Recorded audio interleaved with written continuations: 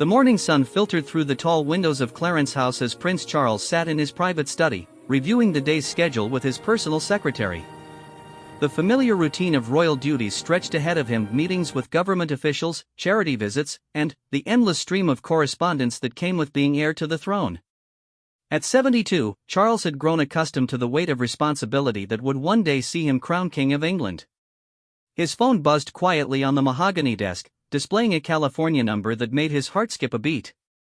Prince Harry's name appeared on the screen, and Charles felt a mixture of anticipation and nervous energy.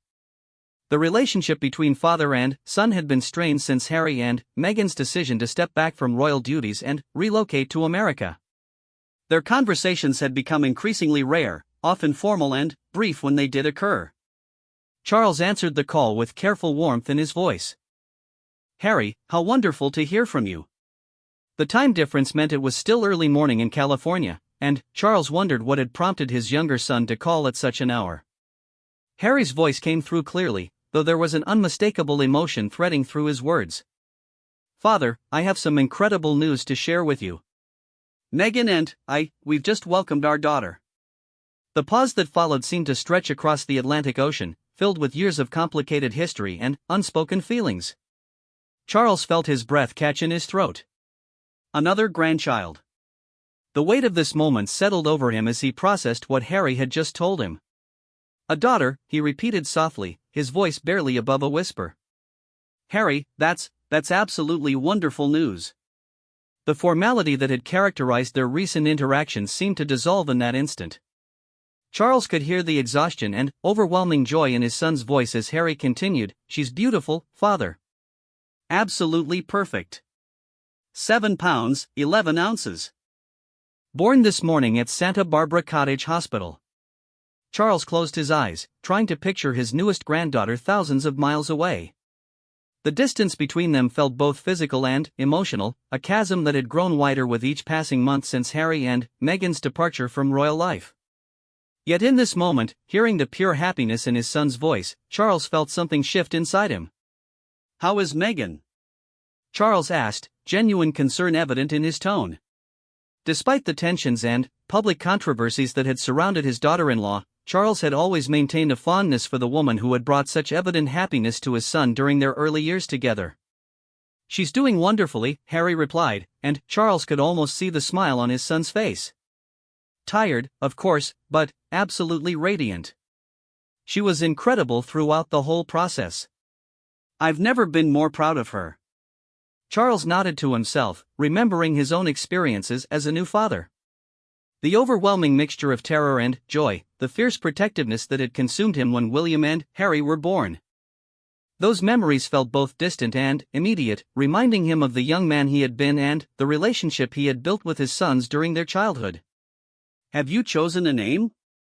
Charles asked, though something in Harry's tone suggested there was more to come.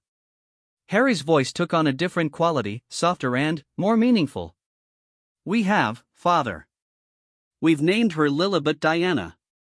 The silence that followed was profound, loaded with significance that both men understood implicitly. Charles felt his eyes fill with tears. Lilibet, the private family nickname for Queen Elizabeth II, his own mother. A name that carried decades of history, tradition, and deep family connection. Diana honoring Harry's late mother, the Princess of Wales who had died when Harry was just 12 years old. The choice was both a tribute and a bridge, connecting past and present, honoring the women who had shaped their family in fundamental ways. "Lilibet Diana," Charles repeated, his voice thick with emotion. "Harry, it's perfect. Your grandmother will be deeply moved, and Diana." He paused, struggling to find adequate words. "Your mother would be absolutely overjoyed." The mention of Diana brought back a flood of memories for both men.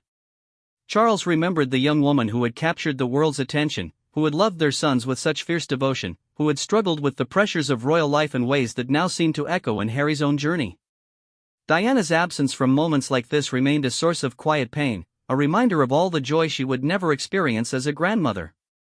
"I keep thinking about how excited Mom would have been," Harry said quietly. "She loved being around children, and she would have spoiled this little one absolutely rotten." Charles smiled through his tears, remembering Diana's natural ease with young people, her genuine delight in their company. She would have been completely smitten, he agreed. And she would have been so proud of you, Harry. Of the father you've become. The conversation continued for nearly an hour, with Harry sharing details about the birth, Meghan's recovery, and their plans for the coming weeks. Charles found himself relaxing into the exchange in a way he hadn't experienced with Harry in years. The joy of new life had a way of putting other concerns into perspective, reminding both men of what truly mattered.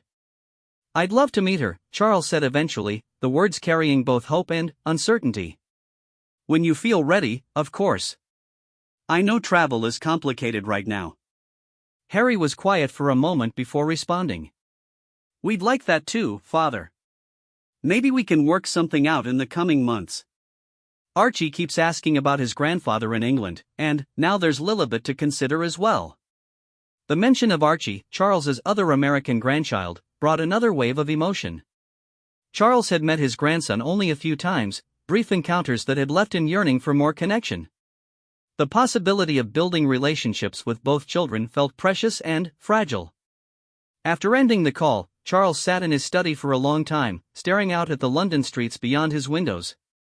The weight of royal protocol and family tradition pressed against his shoulders as he considered the complexities of his relationship with Harry and Meghan. Their departure from royal life had been painful for the entire family, marked by public statements and media coverage that had exposed private tensions to worldwide scrutiny. Yet in this moment, none of that seemed to matter as much as the simple fact that he had another granddaughter. Lilibet Diana, a name that honored the past while embracing the future, chosen by parents who were building their own path while maintaining connections to their heritage. Charles reached for his personal phone again, this time calling his private secretary to cancel his morning meetings. This news deserved time and attention, space to process the emotions it brought forward. He needed to call the Queen, to share this joyful development with his mother whose name had been chosen as a tribute. He needed to inform William, who would undoubtedly be pleased to learn he had another niece. The afternoon passed in a series of careful phone calls, each conversation requiring its own delicate balance of joy and diplomacy. The royal family's internal dynamics had been complicated by recent events, but the arrival of a new baby seemed to soften some of the harder edges. Charles found himself speaking with genuine warmth about Harry and Meghan's growing family, emphasizing the positive aspects of this development. As evening approached, Charles walked through the gardens at Clarence House, his mind returning repeatedly to that morning's conversation with Harry. The distance between them, both geographical and emotional, remained significant, but today had offered something he hadn't expected: hope. Hope that wounds could heal, that relationships could be rebuilt, that love could overcome the obstacles that had seemed insurmountable just hours before. The birth of Lilibet Diana represented more than just the arrival of another royal baby. It was a reminder of continuity, of the ways in which families persist and evolve despite challenges and setbacks. Charles thought about his own father, Prince Philip, who had passed away just 2 months earlier, and felt a bittersweet gratitude that this joy could exist alongside grief. Standing in his garden as twilight settled over London, Charles allowed himself to imagine a future in which his grandchildren knew him not just as a distant royal figure, but as a loving grandfather who had found his way back to his son through the simple miracle of new life. The following morning brought a flurry of activity to Windsor Castle as news of Lilibet Diana's birth began to circulate within the royal household. Queen Elizabeth II, now 95 and increasingly selective about her public appearances, had requested a private meeting with Charles to discuss this latest addition to their family. The monarch's response to learning her great-granddaughter would carry her childhood nickname had been characteristically measured, though those closest to her detected genuine pleasure beneath her composed exterior. Charles arrived at Windsor mid-morning, finding his mother in her private sitting room surrounded by the familiar chaos of her beloved corgis. Despite her advanced age, the Queen maintained an alertness and dignity that commanded respect from everyone around her. She looked up as Charles entered, her pale blue eyes reflecting both curiosity and careful consideration. "Charles," she said simply, gesturing for him to take the seat across from her. "I understand congratulations are in order." "Indeed, Mother," Charles replied, settling into the comfortable chair that had been his designated spot during countless similar conversations over the decades. "Harry called yesterday morning with the most wonderful news. They've named her Lilibet Diana." The Queen's expression remained neutral, but Charles caught the slight softening around her eyes that indicated emotional response. The use of her private family nickname in this context was unprecedented in recent royal history. Lilibet had been the name used by her closest family members since childhood, a term of endearment that represented intimacy and deep affection rather than formal respect. Lilibet, she repeated thoughtfully, as if testing how the name sounded when spoken aloud in this new context. It's been many years since anyone outside the immediate family has used that name. Charles nodded, understanding the weight of what Harry and Meghan had chosen. I believe they intended it as a tribute, Mother. A way of honoring you while acknowledging their connection to the family despite their current circumstances. The Queen was quiet for several minutes, her gaze directed toward the window that overlooked the castle grounds. Charles had learned long ago not to rush these moments of reflection, recognizing that his mother processed significant information with the same careful deliberation she brought to all her decisions. And, Diana, she said eventually, her voice carrying a complexity of emotions. Harry's choice to honor his mother is understandable, though it will undoubtedly attract considerable public attention. Charles felt the familiar weight of memories associated with his first wife. Diana's death had devastated Harry, leaving wounds that had never fully healed.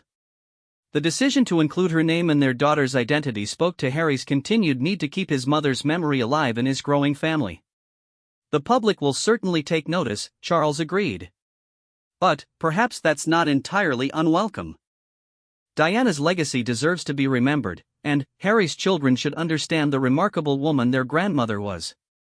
The Queen nodded slowly, her practical mind already considering the broader implications of this choice. There will be media interest, certainly. We should be prepared for increased attention on the family, particularly given the current circumstances. The unspoken reference to Harry and Meghan's departure from royal duties hung between them. Their interview with Oprah Winfrey earlier that year had created significant challenges for the royal family, exposing tensions and raising questions about the institution's ability to adapt to changing expectations. The birth of Lilibet Diana would inevitably be viewed through the lens of these ongoing complications. I spoke with William this morning, Charles continued. He's delighted about his new niece, and Catherine is already making plans for gifts. Despite everything that's happened, they remain committed to maintaining family connections.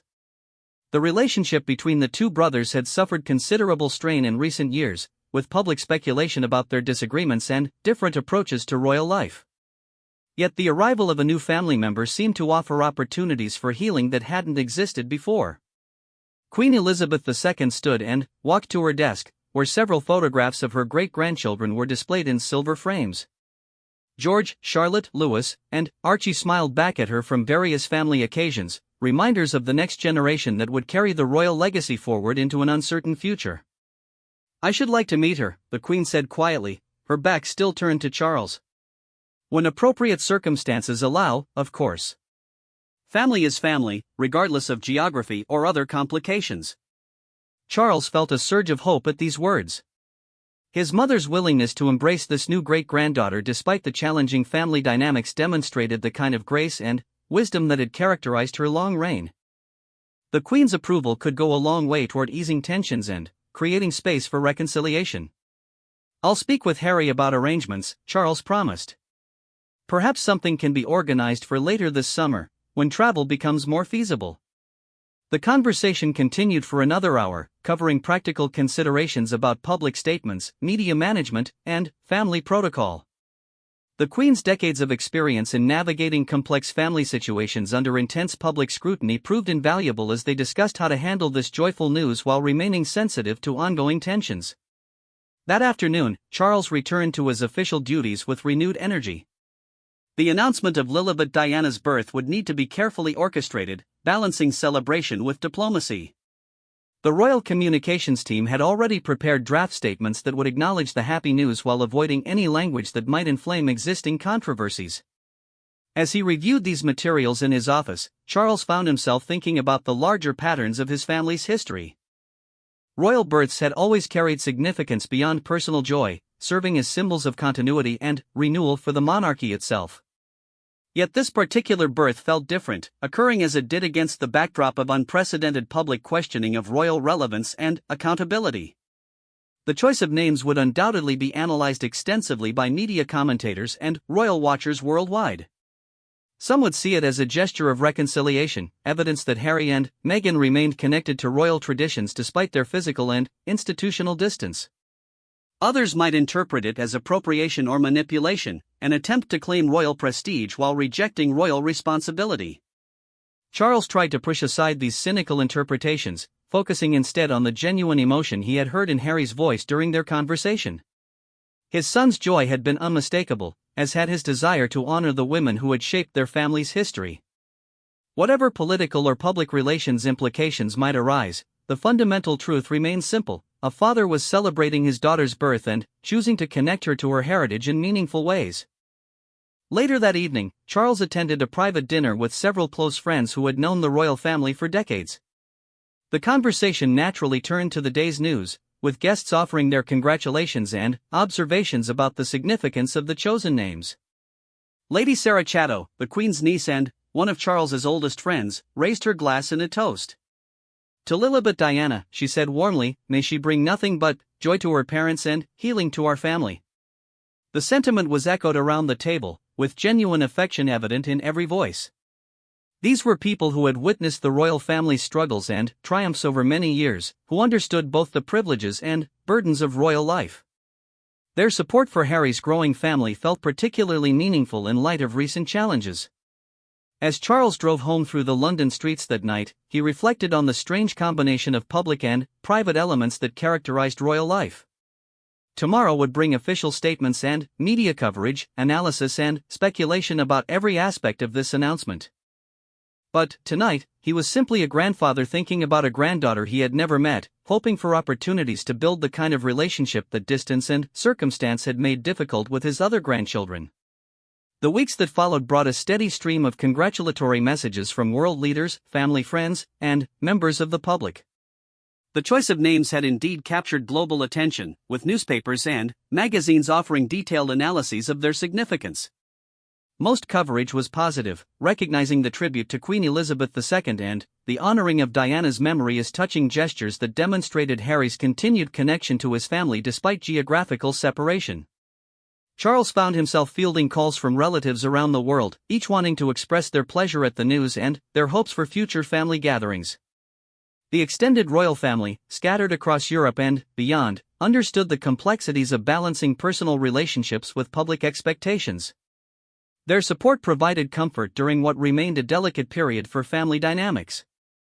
The arrival of Lilibet Diana had created something unexpected, a shared joy that transcended recent disagreements and offered fresh possibilities for healing. Charles began to allow himself to hope that his grandchildren might know him not just as a distant royal figure, but as a loving grandfather eager to be part of their lives in whatever ways circumstances would permit.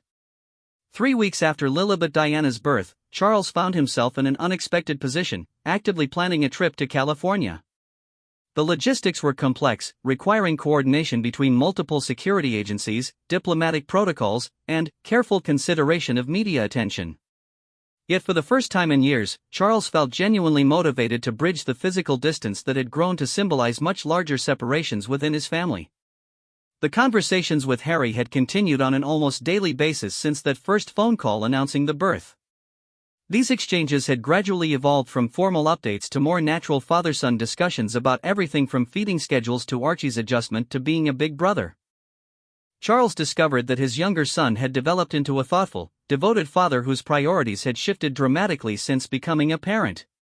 "She has your mother's eyes," Harry had told him during one particularly emotional conversation. "That same intensity, like she's studying everything around her and forming opinions about what she sees." Charles smiled at this description, remembering Diana's penetrating gaze and her ability to connect with people through simple eye contact. The idea that this trait might have passed to his granddaughter felt like a gift, a continuation of Diana's spirit in a new generation. The practical challenges of arranging a visit were significant. Charles's official duties required careful scheduling months in advance, and any international travel involved extensive security preparations. More delicately, the visit would need to be positioned carefully to avoid appearing to endorse or criticize Harry and Meghan's decision to live independently of the royal family. William had been surprisingly supportive when Charles discussed the planned trip with him. The elder son understood better than most the importance of maintaining family connections despite disagreements about duty and tradition. William had his own relationship with Harry to consider, and he recognized that their father's engagement might create opportunities for broader reconciliation. "Go see them," William had said simply during a private lunch at Kensington Palace. "Meet your granddaughter. The rest of it can be sorted out later." Catherine had been even more enthusiastic, immediately beginning to plan gifts and tokens that Charles could carry to California. Her natural warmth and genuine affection for Harry had never wavered, despite the tensions that had developed between the brothers. She understood the healing power of family celebration and wanted to contribute to any opportunity for connection. The Queen's response had been characteristically measured but ultimately supportive. During another private meeting at Windsor, she had expressed her approval for the visit while emphasizing the importance of maintaining appropriate boundaries. The monarch's long experience had taught her that family relationships required ongoing attention and care, particularly when they existed under public scrutiny. "Family matters must be kept family matters," she had advised. "Whatever conversations you have with Harry and Meghan should remain private unless they choose otherwise." Charles appreciated this wisdom, knowing that any perceived pressure or public positioning could damage the fragile trust that was slowly being rebuilt. The visit needed to be about grandparenthood and family connection, not about resolving broader institutional questions or addressing public controversies. The media interest in the potential trip was intense, with royal correspondents analyzing every aspect of Charles's schedule for clues about his travel plans. Palace communications had adopted a policy of neither confirming nor denying the speculation, allowing space for private arrangements to be made without excessive public pressure. Meanwhile, in California, Harry and Meghan were navigating their own complex emotions about the proposed visit. The couple had worked hard to establish their independence and create a life removed from royal protocol and constant media attention. Welcoming Charles into their home would inevitably bring some of that scrutiny back into their carefully protected space. Yet the desire for their children to know their grandfather was strong enough to overcome these concerns. Harry had vivid memories of his own relationship with Prince Philip, the Duke of Edinburgh, who had died just 2 months before Lilibet's birth. Those memories reminded him of the irreplaceable value of grandparent relationships and the ways they could enrich a child's understanding of family history and identity. Meghan had been particularly thoughtful about the visit, recognizing both its importance and its potential challenges. Her own relationship with Charles had been complicated by the circumstances surrounding their departure from royal life, but she retained genuine respect for his devotion to his sons and his desire to be present for his grandchildren. "I want the children to know their family," she had told Harry during one of their evening conversations about the visit. "Whatever else has happened, Charles is their grandfather, and that relationship matters."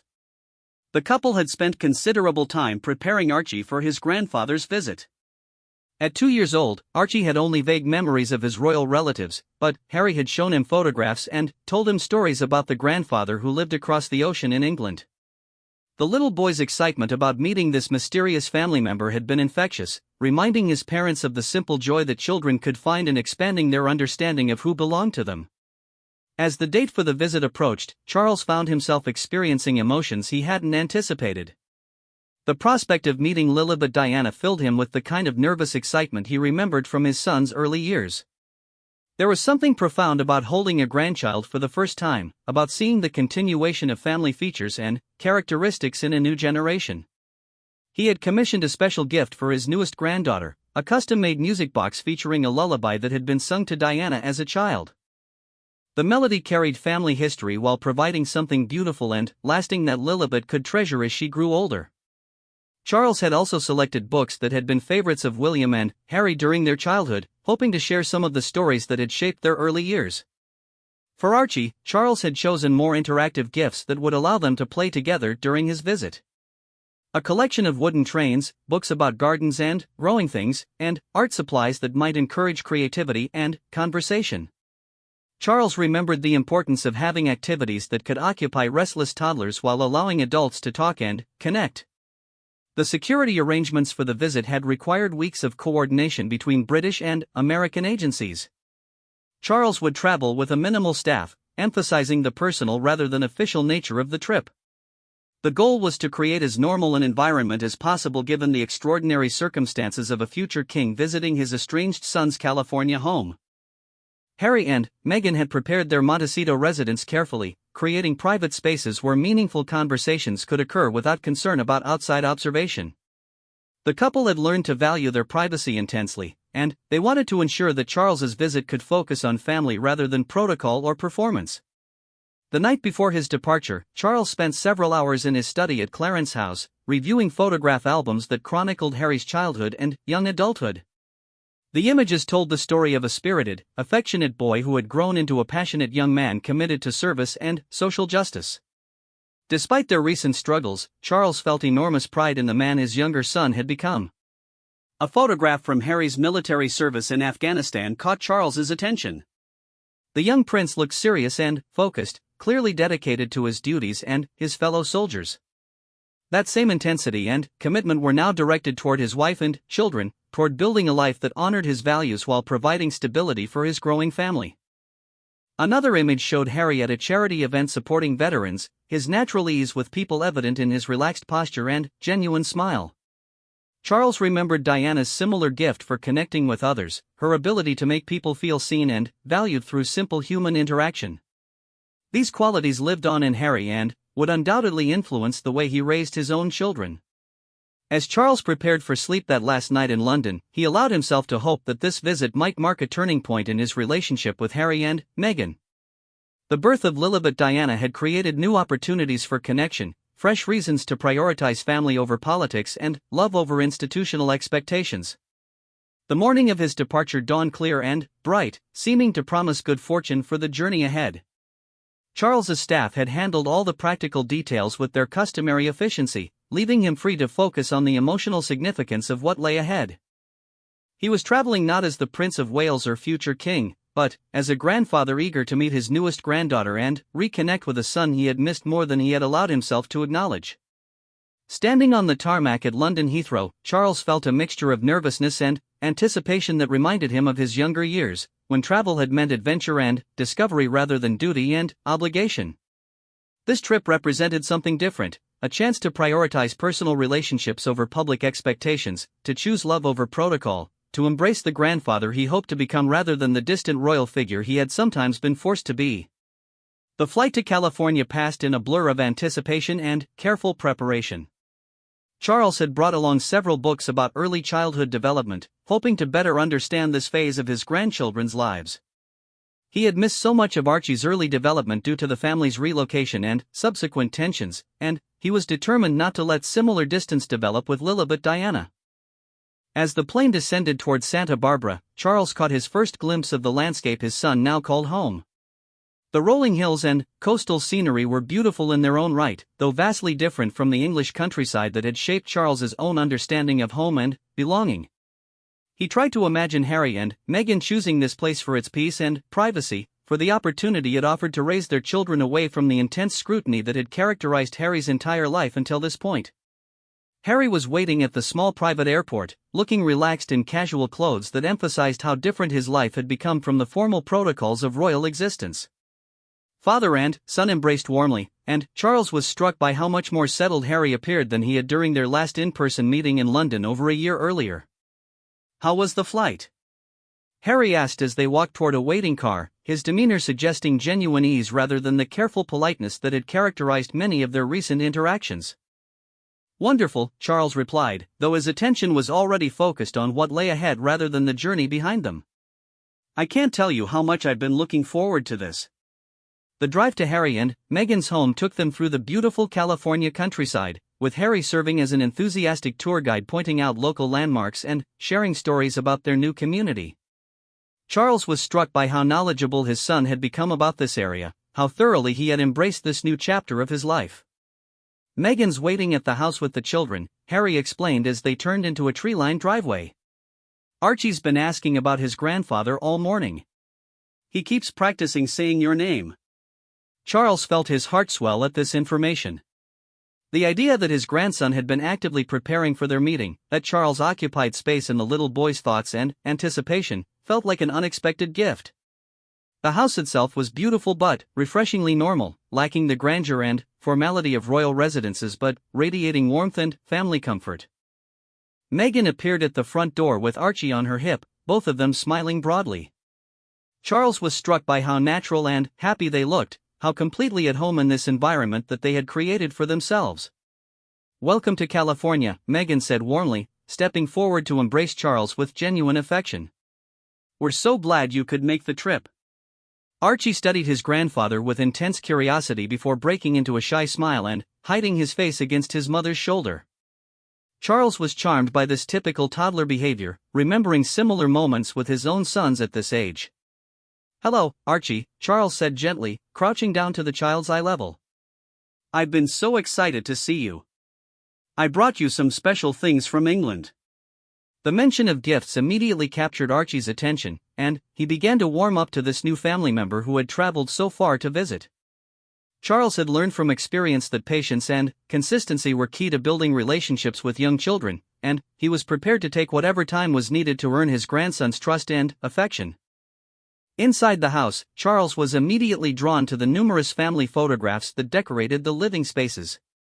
Pictures of Harry and Meghan's wedding, Archie's early milestones, and candid moments from their California life created a visual narrative of this family's journey toward happiness and independence.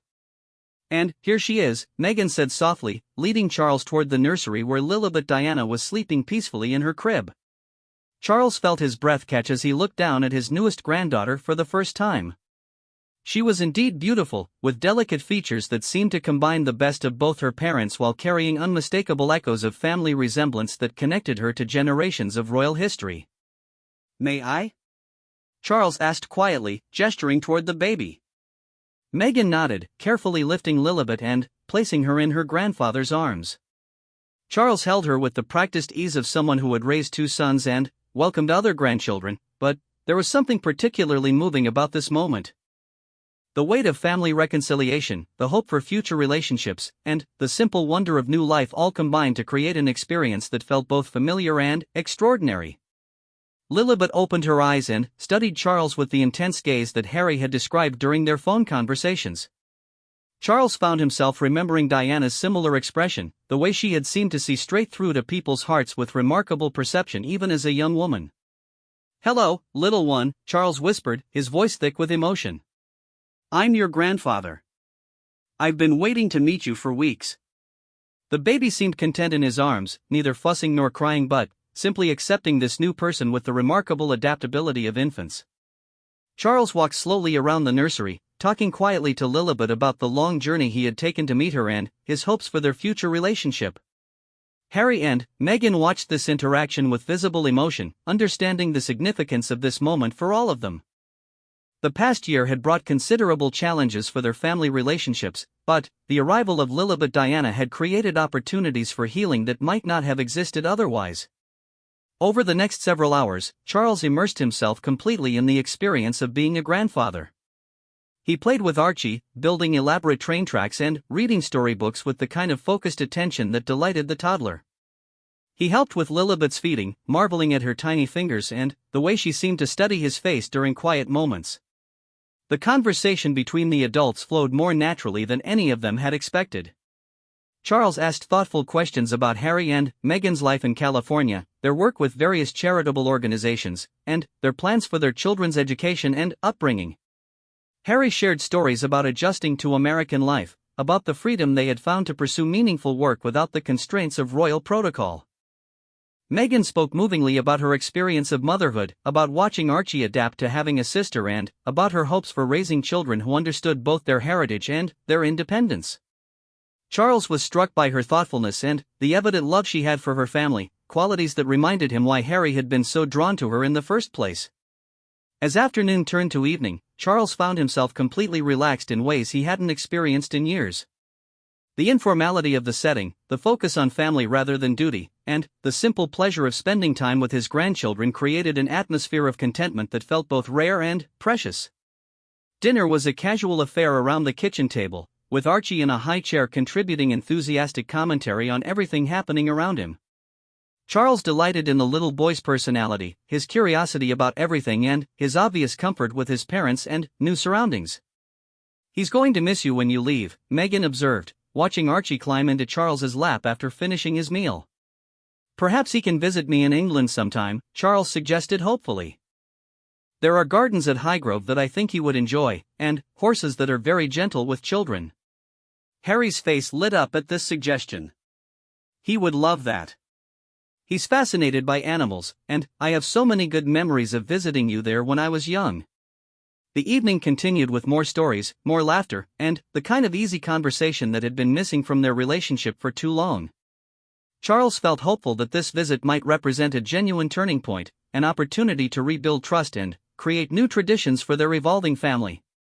As bedtime approached for the children, Charles participated in the nighttime routines with genuine pleasure. He helped bathe Archie, read him bedtime stories, and sang a lullaby that he remembered from Harry's own childhood. With Lilibet, he assisted with feeding and rocking, marveling at her contentment and the way she seemed to recognize his voice and presence. That night, as he settled into the guest room Harry and Meghan had prepared for him, Charles reflected on the profound gift this day had represented. The distance between London and California seemed less significant now that he had experienced the warmth and love that characterized his son's new life. The birth of Lilibet Diana had indeed opened doors that had seemed permanently closed, creating space for healing and renewed connection that none of them had dared to expect. The following morning dawned with the kind of California sunshine that seemed to promise new beginnings and fresh possibilities. Charles woke early, as was his habit, and found himself drawn to the window that overlooked Harry and Meghan's garden. The landscape was lush and green, carefully maintained but with a natural informality that contrasted sharply with the formal gardens of royal properties he knew so well. Harry was already awake, sitting on the back patio with a cup of coffee and watching the sunrise paint the mountains in shades of gold and pink. Charles joined him, accepting a steaming mug and settling into the comfortable silence that can exist between family members who are rediscovering their connection. "I used to dream about mornings like this," Harry said quietly, not looking directly at his father but speaking with the kind of openness that comes with early morning honesty. "When everything felt so complicated in London, when every day seemed to bring new challenges or controversies, I would imagine what it might feel like to just be a dad watching the sunrise in my own backyard." Charles nodded, understanding the weight of what his son was sharing. The pressures of royal life had shaped both their experiences in profound ways, often making simple pleasures feel impossible or guilty. To see Harry at peace in this setting felt like a validation of choices that had been difficult for the entire family to accept. "You've built something beautiful here," Charles said, gesturing toward the garden and the house beyond. "I can see why you and Meghan chose this place. There's a sense of sanctuary about it." They talked for nearly an hour as the household gradually came to life around them. Archie's voice could be heard from inside, chattering to his mother about his plans for the day and his excitement about continuing to play with his grandfather. Lilibet's soft cries indicated feeding time, and soon Meghan appeared with the baby in her arms, looking refreshed despite the demands of caring for a newborn.